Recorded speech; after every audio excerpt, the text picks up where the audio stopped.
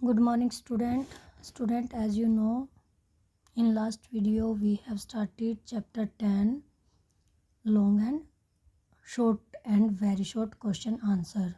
Today we will revise chapter 10, long question answer. Mention two challenges that the constitution maker faced. जो constitution maker थे, बनाने वाले थे, उन्होंने दो जो चुनौतियाँ उनके सामने क्या आई. Two challenges faced by the constitution makers were following. वो दो थे, एक तो हमारा पार्टीशन हो गया था, दूसरा जो प्रिंसली स्टेट थे उनको अपने अंडर कंट्रोल कैसे करें. All India regardless of class, caste, creed and gender had fought together against the British in the freedom struggle. Freedom struggle में चाहे बिना किसी ने अपनी कास्ट देखे, क्लास देखे, जेंडर देखे, सभी ने एक साथ मिलकर ब्रिटिश के अगेंस्ट फाइट की. But independence came with partition. जब हम आज़ाद हुए, आज़ादी मिली, उस टाइम हमारे देश का क्या हो गया, पार्टीशन भी हो गया. Muslim in India as well as the Hindu and Sikh were faced with cruel choice of living their homes and jobs. ये नहीं कि मुस्लिम ही इंडिया से गए थे, जो पाकिस्तान का एरिया थे वहाँ से हिंदू और सिख ने क्या क्या माइग्रेशन किया, जिससे उनको भी अपनी ज़मीन, घर बार और जॉब छोड़नी पड़ी.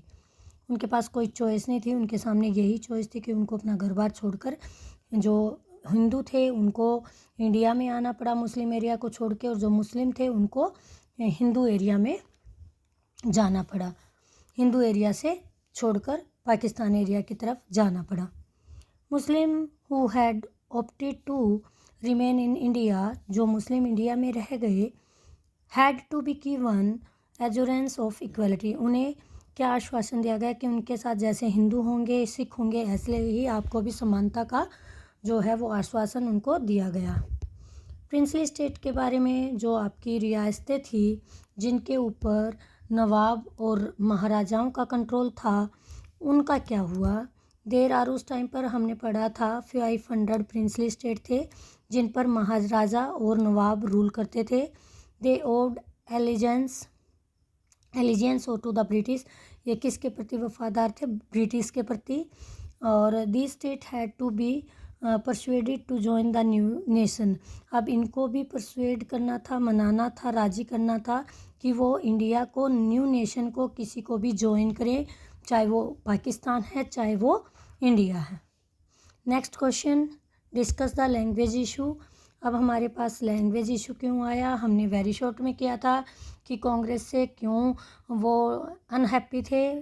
कौन, जो लिंग्विस्टिक ग्रुप थे, क्योंकि उन्होंने जब 1920 में कांग्रेस ने उन्हें प्रॉमिस किया था कि जब हम इंडिपेंडेंट होंगे तो लैंग्वेज बेस पर स्टेट बनाएंगे, लेकिन बाद में कंट्री की यूनिटी को देखते हुए उन्होंने इसको स्वीकार करने से, एक्सेप्ट करने से मना कर दिया. तो वही रीज़न यहाँ पर हमने देना कि क्या इशू थे.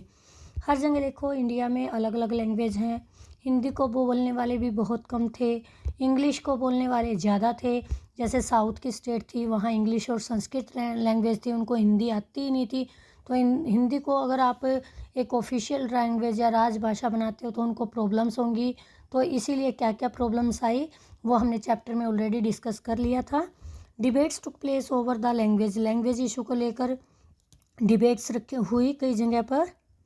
अंडर कॉलोनियल रूल, जब हम ब्रिटिश के अंडर कंट्रोल थे, English had been the official language थी हमारी.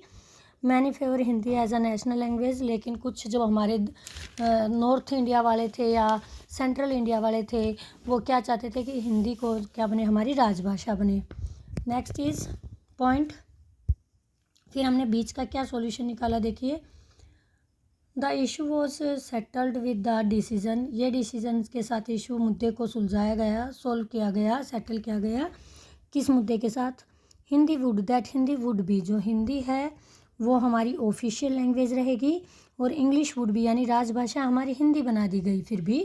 And English would be used in court service. और इंग्लिश को, क्योंकि साउथ में या मोस्टली जगह जितने भी ऑफिस थे उस टाइम इंग्लिश यूज़ होती थी, तो सर्विस के लिए या कोर्ट्स में आज भी जो लैंग्वेज रहेगी, हिंदी के साथ साथ इंग्लिश लैंग्वेज को भी कंटिन्यू रखा जाएगा. आपकी चॉइस है, आप क्या यूज़ करना चाह रहे हो. What was the recommendation of the states reorganized commission? जो स्टेट बनाने के लिए, दोबारा रीऑर्गेनाइज करने के लिए जो कमीशन बनाया गया, उसने क्या रेकमेंड किया, क्या सिफारिशें की, क्या डिसीजन लिए?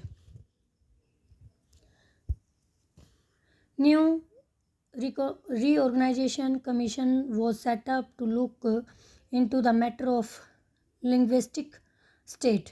भाषाई आधार पर स्टेट सेटअप करने के लिए मैटर को लेकर एक स्टेट राष्ट्रीय आयोग कमीशन बिठाया गया. In 1956 the commission submitted the report. 1956 में कमीशन ने अपनी रिपोर्ट सबमिटेड करवाई. विच रेकमेंडेड, जिसने सिफारिश की, the formation of compact provinces of linguistic group. As उन्होंने कहा, ये सिफारिश दी कि आप जो प्रोविंसेस हैं, प्रांत हैं, वो भाषा के आधार पर बनाइए.